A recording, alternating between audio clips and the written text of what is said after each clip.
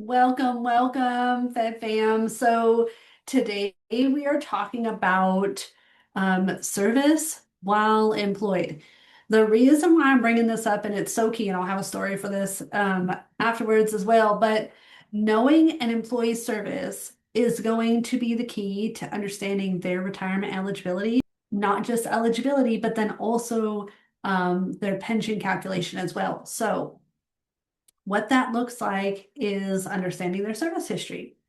Most of the time, their service will count if they're contributing to the FERS or CSRS program. All of that time counts for um, for service when we're talking about the service time that is included. But there's other pieces of service that might be included in their federal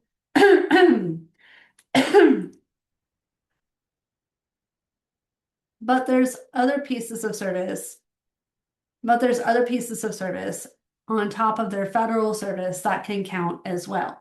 What that looks like is non-deduction service. For CSRS employees, this time may automatically count, but then there might be some other reductions or something like that that might be necessary. But for FERS employees, non-deduction service, which is service in which time they're working for the federal government, but they're not contributing to the CSRS or the FERS program. This is service credit that may or may not be eligible for a deposit. So the regular FERS rules are that employees who are working for the federal government who are not contributing to the FERS program can make a deposit for that service time, which means make contributions for that service time and get credit for it if the service was prior to 1/1 of 89. Now, are there exceptions to those rules? Absolutely. In fact, Peace Corps service, I just had that type of service on the top of my brain and then it just went away from me for a moment. Peace Corps service can be service that an employee can make a deposit for that where they can still get credit for the federal eligibility and pension.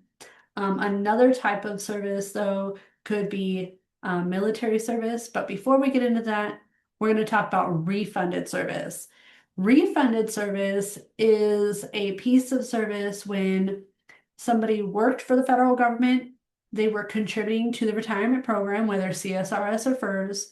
They left government service and they took those contributions from that retirement program with them. Now, when they came back to federal service, then that time will count for leave purposes automatically, but not all the time will it count for retirement purposes. Now, CSRS have some other rules about refunded service time that service may count for retirement purposes, but then there could be some other reduction stuff that happens. And we'll talk about that on a case by case scenario because it really depends on when that service time was and all of those different pieces. But so if you have a special case where you've got a CSRS employee and they've had non-deduction or refunded service, please let us know. We're here to help any way that we can to help you understand how that's going to affect their pension if a deposit or redeposit is due, and all of those kind of pieces to it. In fact, we've helped on a number, I would say hundreds of those complexities with the CSRS program. But anyhow, on the first side of it, this would just be refunded service where, again, they've had a break in service, they took those refunds with them, they come back to service. That service time for FERS employees does not count unless they make a redeposit where they're putting the money back into the system in order to get credit for that service time. So this is really key because we want to make sure that employees understand what that looks like and how they get credit for all the different services that they've had. And of course, maximizing their pension. Who doesn't want to do that, right? But we definitely have to figure out, is it worth it or not? That's a whole nother question. And that brings us to our next point, military service. This is service, obviously, when somebody's working for the government in a different capacity, but not as a federal employee. And then a lot of military service employees will come to the federal service, and they can be eligible to make a deposit to get credit for the military service on the federal side. Now, there's several different types of military service, and the type of military service can determine whether or not it's worth it to buy back the military service, number one. And also, if somebody is retired from the military service or not, can also be another deciding factor as well when we're looking at making a deposit for military service time. We're not going to get into all of that here on this channel. We'll reserve that actually for another video, or if you want to know more, of course, you can reach out to us, and we've got a member site that will dive deep into that as well. The other kind of service is LWOP, or any non-pay status service. What this means is when somebody has not necessarily left the workforce as a federal employee, but they've taken a leave of absence when they are not getting paid, or this is actually common for firefighters, seasonal firefighters, in certain areas where they literally cannot work due to the weather and things like that, and they've had a period of service of time without pay. Now, all that service time, though, will still count for retirement purposes as long as the service time is 6 months or less within a calendar year of in that non-pay status.